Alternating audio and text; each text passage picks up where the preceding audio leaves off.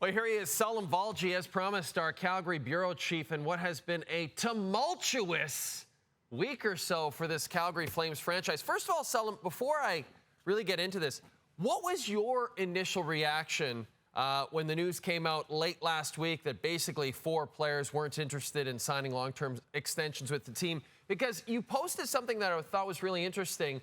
You interviewed Tyler Toffoli at the end of the season, and not only did he seem to say that his wife and he both loved the city, but it was almost like he wanted to talk long about another extension with the team. And now suddenly he wants to be traded. What do you make of all this, Salim?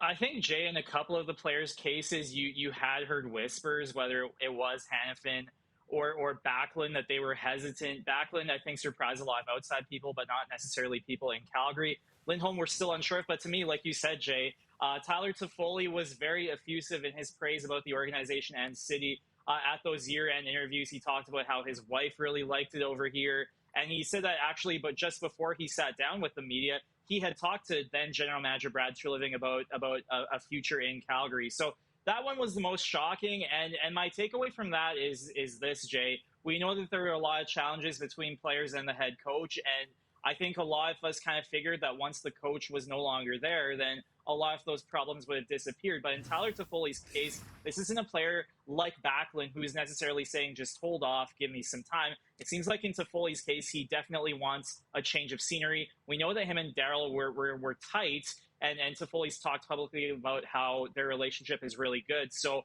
clearly there are other issues at play here. It kind of speaks to maybe some things that are not working in the dressing room. But either way, Jay, it's kind of shocking when Tyler Toffoli, after talking about a long-term extension and even saying that his partner really liked it here, he seems like the most likely to get moved. And, you know, it goes to show maybe those exit interviews are exercises in fake news or whatever, but it was pretty shocking, and it speaks to deeper issues that exist right now in this organization, I think. And Salim, you know, over the course of the weekend, I mean, so you did a Q&A on your Instagram stories. You've obviously heard from a lot of different Flames fans. I can only imagine. What's the temperature of the fan base right now? Are people ready to move on and maybe do a rebuild, or is there just mass confusion in Calgary? I think there's a little bit of confusion, Jay, because there is, there is such optimism with this new core with Kadri, Huberdeau, Uyghur choosing to come here and commit long term. But I think fans, in a certain sense, because of the noise around this organization and around the team, you know, I don't think they were caught maybe completely off guard, because there was a lot of talk about, is this a cohesive group this season? And there was a lot of kind of wondering, are these players necessarily, do they have off-ice chemistry? There were the issues with the coach. And I think the fans kind of picked up on that. The sentiment I got, Jay, even from Twitter or Instagram, is that they are ready for a full rebuild. And I think they've been clamoring for this for quite some time, to be honest. But as you heard a couple of months ago, John Bean saying that they can't use the word rebuild. But I think now, with the players kind of forcing their hand a little bit, and the fans, I think, could be on board with this. And, the New York Rangers, Jay, they kind of changed how you communicate with fans when they had that open letter a couple of years ago. And I think if they do go the rebuild route, if the Flames kind of massage and frame the message in a particular manner, I actually think it could reinvigorate the fan base, because a lot of them, they've been hurt a lot recently, whether it was the Battle of Alberta or numerous players and executives leaving, that, you know what, this is something that they might embrace, and the Flames have to take that into account. It's a fan base that's been broken and had their hearts broken a lot recently, and I think they're ready to turn the page on the disappointment of this past season and really see some young players and embrace the idea that they won't be good for a couple of seasons, but maybe when that new arena opens, they'll kind of be hitting the ground running in that new facility in a few years from now. You mentioned Elias Lindholm earlier. It seems like he would not like to sign long-term with the team. How do you see the next few days playing out for this Calgary Flames team, Saul? Well, Jay, I think Lindholm's the biggest decision, right? If your number one center commits long-term, then that probably affects the returns that you seek for Hanifin and Toffoli and others. So that's sort of the first big domino.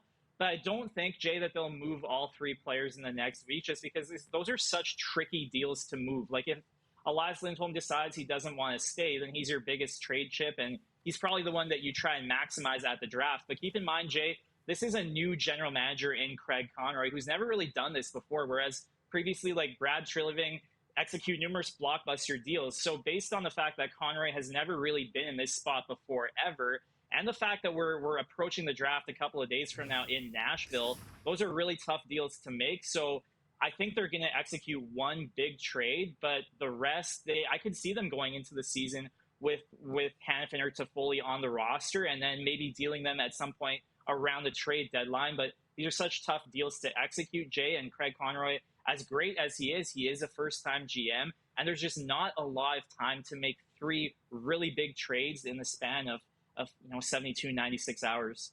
Salim, you mentioned Craig Conroy, and he has such a good reputation, but you mentioned the mass exodus of players, executives, coaches since you have arrived in Calgary, and we're not going to put the blame on you. That's not fair. But do you think Craig Conroy actually needs to do a deep dive into the culture of the Calgary Flames at this point, the culture of the organization?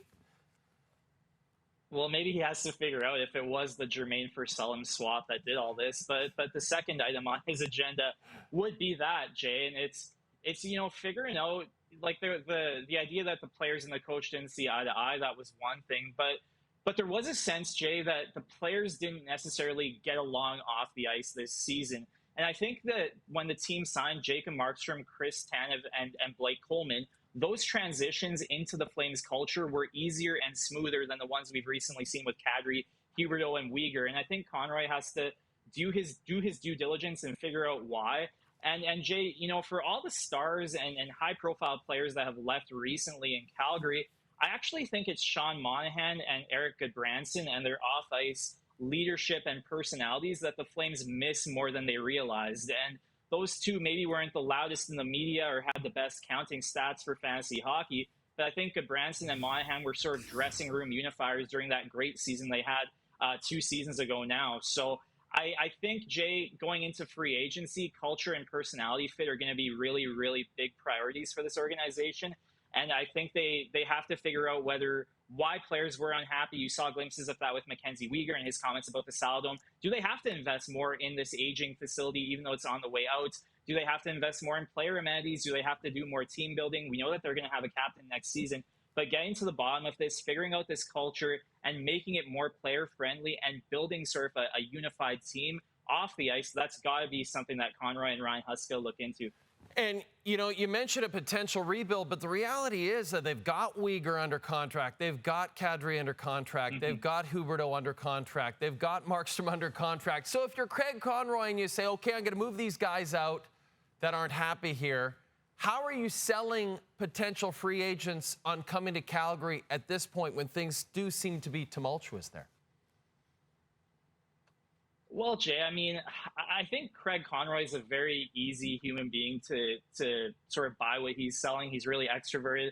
I saw someone quote in Pierre LeBrun's article on The Athletic, said that he's the Ted Lasso of general managers. So I think having Conroy there as a person who's played, managed, and frankly dealt with the owner, Murray Edwards, that's a big selling point as a guy that's been in these players' shoes.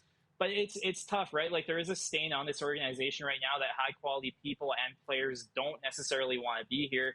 But if you're Craig Conroy and you've said already that there are going to be opportunities for younger players in this lineup, and if they do make some bigger moves, like you mentioned, the Kadris or Huberdeaus or whatnot, one of the selling points maybe is that as a young player, you're going to get top 3, top 6, top 4 D pairing minutes. You're going to get opportunities to succeed. You have a coach in Ryan Huska who, frankly, will allow you to make mistakes in the way the previous coach did not.